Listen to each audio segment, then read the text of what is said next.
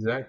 Welcome to the first episode of The Brass and the Truth. Today's recording will be all about talking about our background and what we've done, what we experienced, what we hope to do with this podcast. You want to talk about yourself a little bit? Oh yeah, my name is Zach. Um, did 5 years in the army as a 13 Alpha out of Fort Campbell. Uh, I would not disclose exactly with who for a while. Some personal stuff that I gotta take care of still. Um, but yeah, I know Ryan since college. That's how both and I met, obviously through ROTC, commissioned together. But yeah, I don't really know what else to say Hey, unless you want to and cut it and just and redo it. well, and the nice thing is Riverside will give us the opportunity to edit this as we go. Just building out this podcast, this is a idea of Zach's, and to give him the credit, he wanted us to really get into how do we talk about problems in the military? How do we reach an audience about things that we don't talk about? Clearly, deployment readiness, how people come back from war, why we even go to war. Those are big topics that always get talked about. But one thing we don't talk about enough is what happens in garrison. As Zach was telling me today, we spend most of our time in garrison, whether it be training or just the regular life of the soldier. So that's our hope, is to talk about the soldier, the airman, the seaman, make sure that their voices are heard about events that happen behind the scenes. My name is Ryan, like Zach said, and I'm excited to kick this thing off. Yeah, and I will add to that some personal experience. As for we spend more time in garrison than overseas is at Fort Campbell. And this is not just my personal opinion. If you talk to anyone who's been at Fort Campbell, would tell you the same thing. Is that the division does not know what to do when in garrison because for so many years, due to Iraq and Afghanistan, there was always at least one, if not two, brigades that were deployed, and it'd be, even when those, it'd be 9 months to sometimes 18-month deployments. Um, and I've spoken to guys who have deployed with the 101st and had spent time at garrison. And they say it's very different. Um, is it deployments with them are better than they are in garrison. And I know from speaking to other individuals, it's complete opposite. Where if you go to a base or a unit that did not deploy very often during the war on terrorism, they tend to have a better reputation in garrison than they did on deployments. And that's kind of some of the stuff that we want to discuss.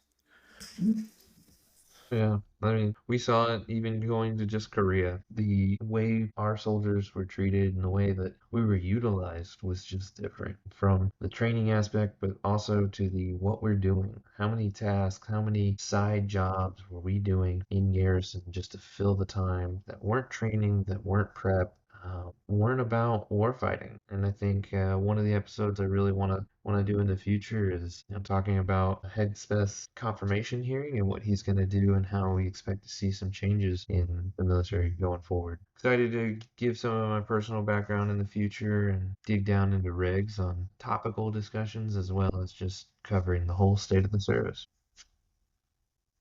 Yeah, a lot of this stirs because of our own personal experience. And as I said, I'm also dealing with some things still to this day from my time in the service. And I have to get that stuff taken care of before I can fully disclose on my personal experience. I can talk about some of the other small stuff. I know Ryan has some of his experience that he'd be more than happy to talk about, and some things that he doesn't want to talk about or can't talk about as well. But in all due time.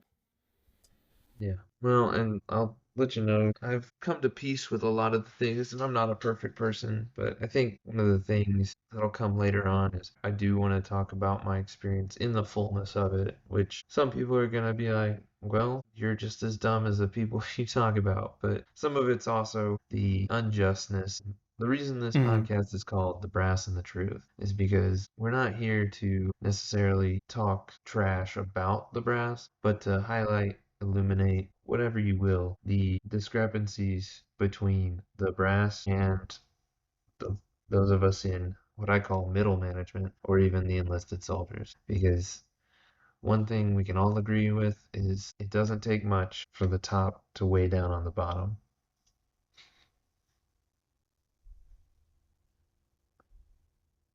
Yeah, definitely. And hopefully at some point we'll have some guests that can discuss their personal experience as well, not just in garrison but also in deployments. There's plenty of different things that has to be discussed, and we'll also discuss some of the news that has been happening recently.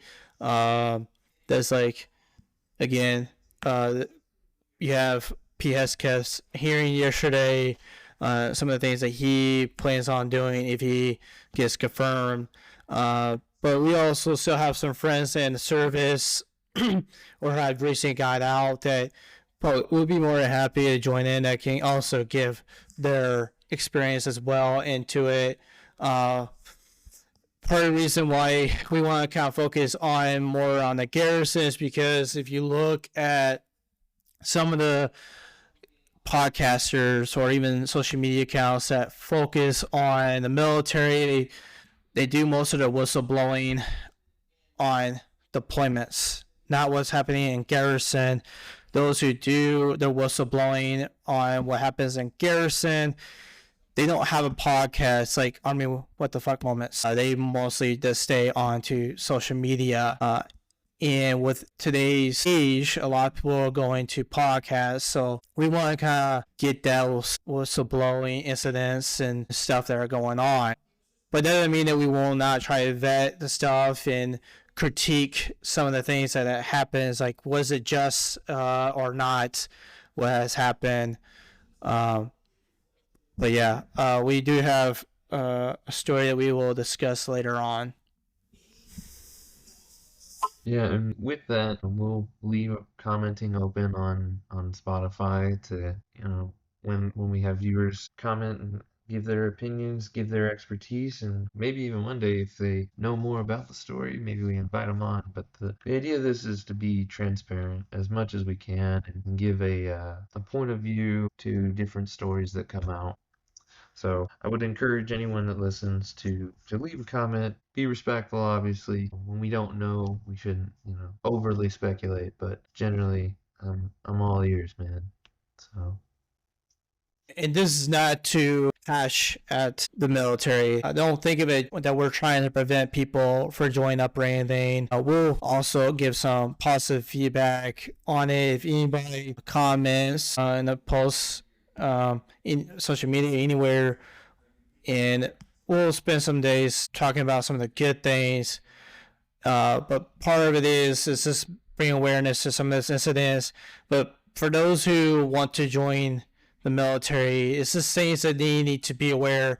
I imagine it's the same for Ryan, but in my case, if I had known some of this stuff was going on, I think I would have made some different decisions, career-wise, probably even what degree I would have picked, and so on. I think that covers the majority of our intro. Zach, do you got anything else you want the people to know? No, that would be it. Well, guys, welcome to the Brass and the Truth, and I hope you'll join us in the future.